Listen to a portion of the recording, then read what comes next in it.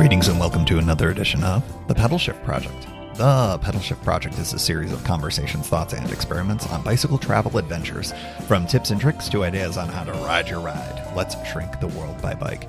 Show notes and more are available at pedalshifted.net/349, and you can email the show at pedalshift@pedalshifted.net or text me at 202-930-1109 and check Pedal Shift out on all the socials as well. Hello, everybody, and welcome to the 349th edition of the Pedal Shift Project. My name's Tim Mooney. Thanks for joining. A big Happy New Year. I think we can sneak in one more Happy New Year before we start getting a little weird about it, but it's the first show of 2024 that is not a best of. So hello, and Happy New Year to you. Now I will move on and stop being weird about it. On this edition, we are going to be doing something a little different. I got the opportunity to interview a guy who put out a cool bikey documentary, but it was more than just about a cross-country bicycle adventure, and we'll talk a little bit more about what that looks and feels like. But guy's name is Daniel Troia. The reason why it's kind of important that it comes out today, as I drop this on January 11th, is that, as you will hear, the documentary is going to be available on a variety of different platforms that are available for you to go check out. Not to put too fine a point on it, because I talk about it in the interview, I really dug this. It was really cool. The bikey part was really fun and interesting, and then, you know, the nature of this documentary, We Are All in This Together, is about, you know, kind of how we're all more alike than we think we are, and that people are, for the most part, can be pretty good people. And when you need help, there are people who are willing to stand up for it and give you that help. And they are often the folks that you may least expect. And I think that was a really cool message from the film. And this conversation is really fantastic. I'm really going to make sure that you get all the various ways to get in touch with and to follow Daniel, because I think he's got some interesting things to say about life and cycling, and he's got more to come. So without further ado, here's the interview.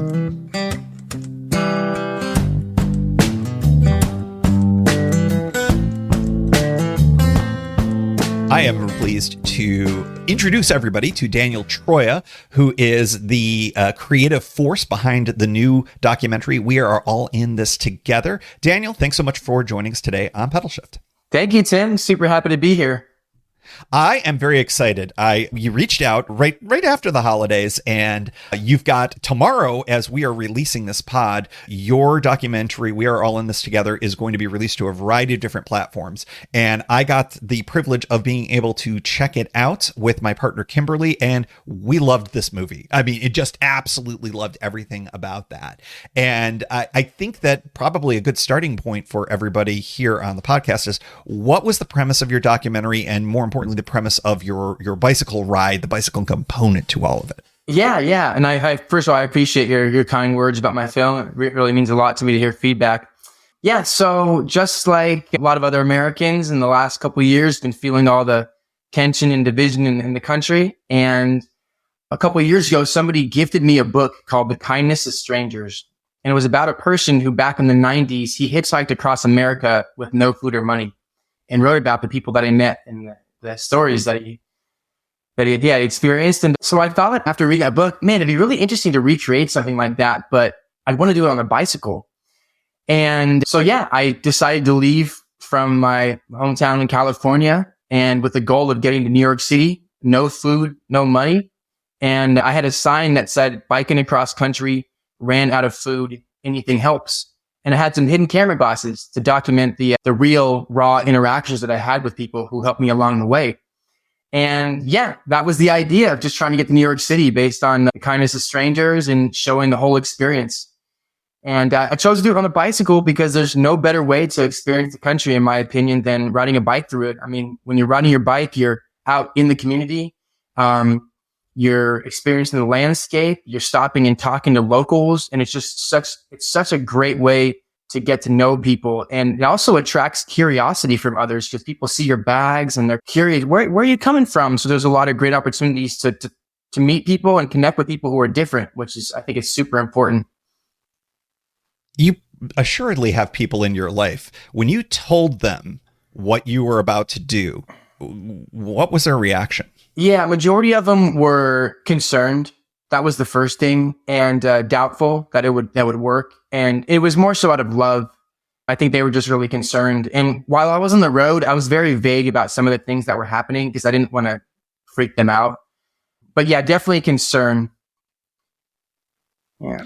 The way you open the film, I think, is actually pretty notable here. And, both of us are white men. So I think it's important to underscore that our experiences when we go out and travel by bicycle, and especially you, while you're interacting with people, asking for help, saying, hey, I don't have food, can you help me, is going to be markedly different than for folks that don't look like us. And you specifically open the film noting that. Why did you do that? And what's been the reaction as you've shown this film to that?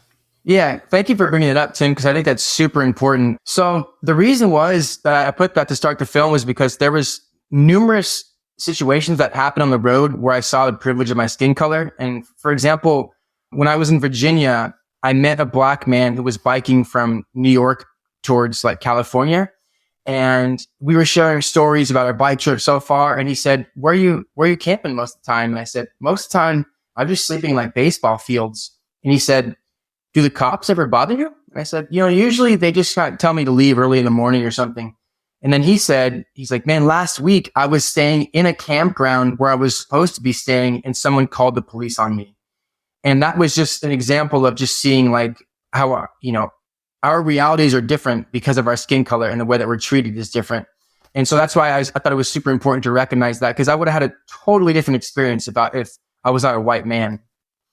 Yeah. And in opening the film up that way, I thought was really important, because that I would have kind of thought about that as the trip had gone on, and thought, well, that this is very different if you're a woman or a person of color or something like that. So I thought that was really insightful and helped to frame things a little bit, especially as things progress later in the movie. And we'll get to that in a bit. Let's talk a little bit about the route that you chose. You started off south of San Francisco, and your goal was New York. Did you have any kind of a sense of the route that you were going to take, or was this kind of just point the bike and go type of situation? Yeah. So I knew the route up until Kansas. I planned that. I took an adventure cycling route, and it was the Western Express. Yep. So I went through the Sierra Nevadas in California, which were so great. And then, man, crossing the loneliest road in America, which is like the Great Basin Desert in Nevada, which was just so epic, with huge basins and mountain passes and just coyotes howling at night when you're camping, and just so great out there. And then going into Utah, the sandstone canyons and just epic mountains, really steep mountains in Utah. And then the Rockies in Colorado, it was more gradual actually. So it wasn't too tough crossing there, but it was beautiful with jumping in rivers and camping in the mountains under the stars. And the funny thing is I loved Kansas. I heard a lot about, as far as it's boring, it's flat, and it's windy. So, I mean, yes, it was pretty flat and windy, but it definitely wasn't boring to me. I mean, the people in Kansas were some of the most genuine, kind people I've ever met in my whole life. And I loved passing through the small towns. It felt like you're stepping back in time into like the 1950s or something. And there was the simplicity of their lifestyle there was just very like peaceful and calm. And I really liked that. And then after Kansas, I just winged it to New York City. I did catch the Katy Trail in Missouri, which was, Katy Trail. Do you know about the Katy Trail? Oh yeah. I've ridden it on this bike behind me, in fact. Oh, that's great. Yeah. Great. Yeah. And that was just, it was such a joy to ride along the Missouri River the whole time, and camping and seeing armadillos, and it's just like really cool things like that. And then, from then on, I just winged it and was just like riding through, talking to people. Hey, what's a good route, for the next 50 miles? And that was a fun way to connect with people too, was just saying like, hey, I'm going this way. Do you have any recommendations? And have you ever done any kind of long distance riding like this, or was this your first time? Yeah, that was my third bike tour. Actually, the first bike tour I did was from Portland, Oregon to New York City. And the funny thing is I was 28, and the day that I left, I had never even camped before in my whole life. Oh, wow. Ever, up until 28. And I remember leaving Portland and thinking, I had absolutely no idea what I'm doing right now. And that's what was so beautiful about that bike tour experience, because everything was so new, and I just felt so stimulated. And I was starting to learn, after a couple of days, oh, this works or that doesn't work, as far as how to find camp spots and just how to cook your food and all of that. And then I did a second bike tour from Rome to Amsterdam a couple of years later, and that was super special. Yeah, I can imagine. I can Yeah. imagine. Yeah, there's scenes of you climbing the Sierras, and I'm just thinking, man, if this is his first ride, it's just a rough intro. But no, for sure. Not only was it not your first ride, this wasn't even your first cross country. So yeah. One thing that, of course, the premise of this whole thing is that you go in with no money, no food. And, there were, and I don't want to ruin too many elements of the film. Obviously, you ask for help and you ask for folks to help you along the way. But one of your tools in your toolkit for survival and to get calories was hitting some dumpsters along the way. And, I'm fascinated by all this. I've had another guest on the show way back that talked about dumpster diving and getting food. My takeaway just watching, and again, not to spoil things, is what an amazing bounty there is. And at the same time, I'm like, wow, this is great. But at the same time, I'm also like, how much food ends up getting wasted in all these different places. What's your experience been like doing dumpster diving? And are you starting to see more and more resistance to it? Because I hear stories where these dumpsters are getting locked up and it's much more of a chancy thing to do. Yeah. I'm really glad you brought that up, Tim. I think it's a super important point. So, first of all, the dock where there's more unhoused people, like in California, the dumpsters are getting locked out here. Now, once I got into the Midwest and places where that was more rural, the dumpsters were not locked. So I read a book. Part of the reason why I felt not comfortable, but why I wanted to do this trip is I read a book by an environmental activist named Rob Greenfield.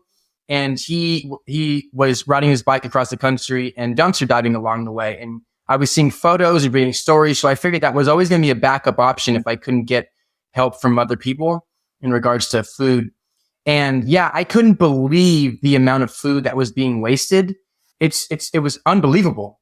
Every morning, especially once I got to the Midwest, that was where I saw the worst food waste. Places like Kroger, Aldi. I mean, I'd show up in the morning and literally the dumpsters would be full of food, like literally. And I think it's just, my opinion is, so it was past the the sell by date, but that stuff was good for weeks. I mean, bagels and strawberries and bananas and bread. I mean, especially the bread, that stuff is so processed that won't go moldy for a month, and it was really sad to see because you just think about the amount of people who are struggling and are hungry in our country, and the fact that we're just throwing this food away just seems disrespectful to humanity. And there is. Yeah, go ahead. Oh, sorry. I didn't mean to cut you off. Yeah. No. I mean, I think that the amount of, food production we have, there's always going to be some amount of waste. Yes. But it was just remarkable what I was seeing you pull out of these dumpsters, perfectly good looking food. And you just think about, there were people that you encountered near grocery stores that looked like they were helping you. And this kind of gets into another thing, that didn't have a lot themselves and actually helped you out. And I think about, there were a couple of folks in between homes and in between jobs that actually helped you out. The folks that gave you the most had the least themselves. And I pair that with the food waste situation where it's like, these folks could use this kind of a thing. And it's just this interesting dichotomy, especially in our country, where it's like you can see all these things happening in the same space, and there are solutions to each other that don't happen. And that was just another thing that I noticed with your trip and with your documentary as well. I'm glad you pointed that out. Yeah, there needs to be more accountability, in my opinion, for these grocery stores, because it should be illegal to throw out that much food. And in regards to the people, like you mentioned, it was a lot of people who faced a lot of adversity in their lives. They were the ones who were most willing to give. And I think that my opinion is because they'd been through difficult times in their life, so they had a certain perspective that other people may not have. And so they were more willing to give. And I think not just give food or money, but they were more willing to talk also and be open about their experiences, which was so inspiring. The other thing too is I truly believe that we can feel each other's energy, and there was a certain unhoused man named Gary towards the end of the bike ride where I was sitting on the sidewalk. This was 6 months into the bike ride, and I was in pain, and I was the stress of trying to find like a safe place to sleep and trying to find food. And as my appearance was changing, I was getting treated differently, and I was just feeling just really mentally beat up, and people were walking past me, and I didn't have my sign out or anything. And Gary stops, and I truly believe he stopped because he felt the energy I was putting out. And he said, "Hey man, you okay?" I said, yeah, I'm just stretching. I'm in a little bit of pain. And he said, "Hey, hang out here for a second." And so he runs across the street, and with his food stamps, he buys me a bag of groceries, right? And in that moment, I actually had food. I didn't need the groceries, but what I did need was I needed someone to see me and recognize that I wasn't doing well. And Gary, he picked up on the energy where, in my opinion, because he'd been through difficult times in his life, he was able to recognize that energy I was putting out. And then he gave me a hug, and that was just so incredibly important for me, and one of the most impactful moments of my whole life, because now I think that we can all be like Gary in some way or the other. And it doesn't necessarily mean like giving someone food or money, but it can be a coworker who you kind of sense their energy's off a little bit, and just checking in, letting them know that they're seen and acknowledge them. I think that can do so much for a person. Yeah, I think that was one of the more powerful parts of the documentary, and Gary really gave you a gift and a lesson at the same time, I thought. Absolutely. And the reason why, for folks listening in going, hey, why are we talking about all this kind of stuff? I think it's because when you do these types of bicycle tours enough, or any kind of a bike adventure, the bicycling ends up being secondary at some point. Most of what you remember are these types of interactions that we've been talking about. It's the people that you meet. It's the communities that you ride through. That's the stuff you end up remembering more. So I think that this documentary really speaks to that a lot. But because this is a bicycling podcast, I do have to ask you a bikey question. Yeah. How you had some mechanicals that you showed in the documentary. How well or how poorly did your bike fare throughout all of this? And because you weren't rocking money and you were asking for help a lot, how did mechanicals and things like that work in the context of how you structured all of this? Were you able to ask for help for repairs, for tubes, or anything along those lines? How did you approach that? Yeah, great question. So first of all, I rode a Surly long haul chucker. That's the bike I've used on all 4 of my tours, and I love that bike. Yeah. It's just so sturdy and great and just wonderful. And man, I can't believe I only had 5 flat tires in 7 months. It was incredible. And maybe because I was taking more rural roads and there wasn't as much trash on this, I don't know what it was, but super fortunate. Yeah. And I mean, I always had 2 extra tubes with me, but because I only went through 5 tubes, I didn't need to spend very much on that, And when I did get to New York, I stayed with a friend for a couple of days, and she paid for a bike tune-up for me. Oh, that's so great. That was super helpful of her. But other than that, I just oiled my chain every couple of days and kept my tires pumped up, and it was pretty amazing. I mean, the bike is super scratched up now, which I love because it has each scratch has like a story to it, Sure. But yeah, I couldn't believe how well the bike held up. What tires were you rolling on? Do you remember? I don't remember the specific tires I was riding, no, unfortunately, but the reason why I ask is because inevitably, if somebody has that good luck, it's usually they're on Schwalbe marathons or something like that. That's what it was. That is what it was. There you go. The bulletproof You nailed it. Yeah. I mean, I am not sponsored by them, but I'll tell you what, I will not do a tour without them or some rough equivalent of them. They're remarkable. But this is a good lesson to folks who are looking at doing a really long distance ride, whether it's across the US or across anywhere around the world. Investing in a good bike, if you can afford it really does. And good components really makes a big difference, and you'll be rolling more than you're not. That's great. That's a good amount of luck that you had a little bit there too. Yeah, absolutely. So I have a couple more questions, and I want to talk more about the larger premise about all of this. The thing that got you into this was, the sense that in the US right now, we're a fairly divided country. And I don't think that's a terrifically controversial statement. And, I think that for a lot of folks, there's some pessimism about that. And I think that when you went out there, you saw a bunch of different types of flags flying, and you noted those in the documentary. And, but you also had a lot of experiences with people from all different walks of life. If you ended up having a conversation with somebody who's really pessimistic about where we are right now with the divide in our country, what would you say to them, to a person who is pessimistic about that?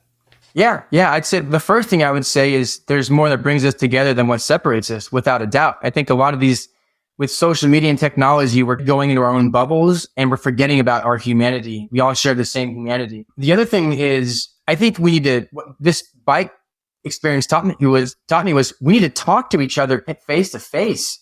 That's a huge aspect of it, because there were a lot of people who I spoke to along the road who didn't share the same political opinions as me, including in the film. I'd say almost half the people in the film didn't share the same political opinions as me, right? But again, we were talking face to face. And I think there's so much more respect and patience for each other when we're communicating face to face compared to online, right? And so, and just going through the experiences and hearing their stories and realizing, okay, this person is very different than me in some ways, but at the same time, as far as humanity, I've shared this same experience with them.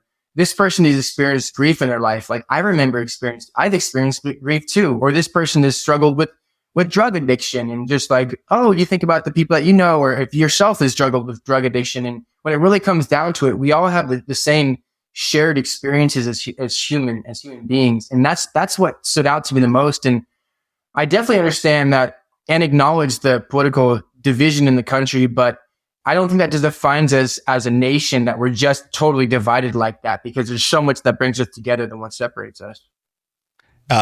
To coin a phrase, we are all in this together. I would posit to say, which is the name of your documentary. For folks who are interested in that, go check out weareallinthistogethermovie.com. But if you are hearing this the day this drops, tomorrow, January 12th, the documentary is going to be available on Apple TV, Amazon Prime, Google Play, all these wonderful places. I highly, highly endorse this flick. It was really cool. And if you're interested in the bikey side of things, there's plenty of that. But if you're also interested in the experience that we just talked about with Daniel here, you'll get some great stories in addition to the ones we talked about. Daniel, you're on YouTube, you're on Instagram. Where else can people find you? Yeah, so YouTube, my YouTube channel is the Travelin Dude, and on that channel you can see my first film, which is called 2 Wheels to Freedom, and that's about riding my bike across Europe. And I'm super happy to share that film. And my Instagram is, again, the Travelin Dude. It's Travelin, not traveling with a G. So Travelin Dude. Yeah, that's where you can find some of my stuff. And I'm super excited. I'm actually working on a new film that's going to be released in the spring about biking across Europe again. Oh, very cool. Well, I look forward to checking all of that out, and we'll make sure that we've got all of this stuff linked up in the show notes for folks who are not furiously writing down the Traveling Dude on YouTube right now. So, hey, Daniel, thanks so much. Really appreciate you taking the time, and good luck to you on the release of the documentary. Thank you, Tim. It's been a huge pleasure speaking with you. So, thank you.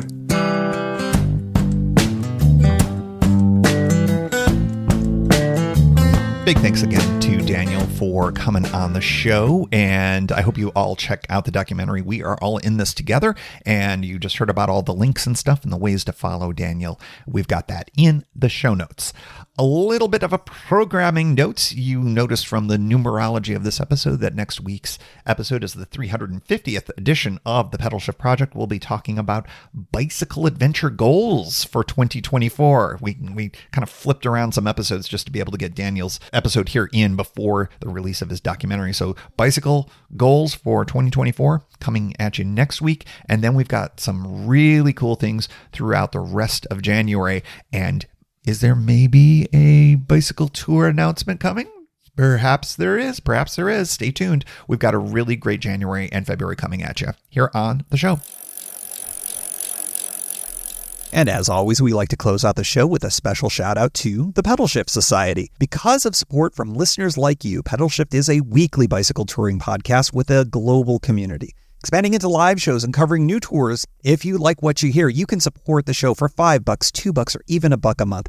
And there's one-shot and annual options if you're not into the small monthly thing. Check it all out at pedalshift.net/society. On to the society.